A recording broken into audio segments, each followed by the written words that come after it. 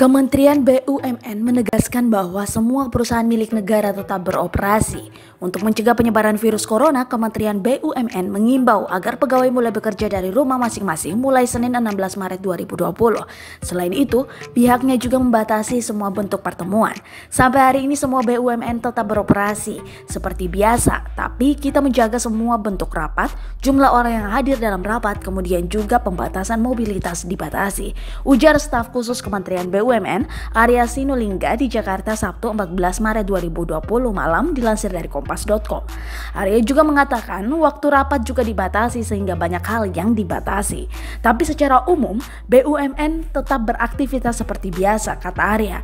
Terkait adanya kabar bahwa seluruh BUMN di Jakarta tutup, Arya Sinulinga menegaskan bahwa kabar tersebut merupakan hoaks dan tidak benar. Itu hoaks, tidak benar bahwa seluruh BUMN di Jakarta tutup selama 2 pekan.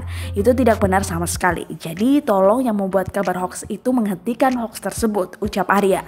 Selain menegaskan semua BUMN akan tetap beroperasi seperti biasa, Kementerian BUMN juga mengeluarkan pengumuman yang pada intinya pegawai kementerian yang rutin menggunakan transportasi publik menuju kantor dan berusia lebih dari 50 tahun agar berdinas dari rumah masing-masing.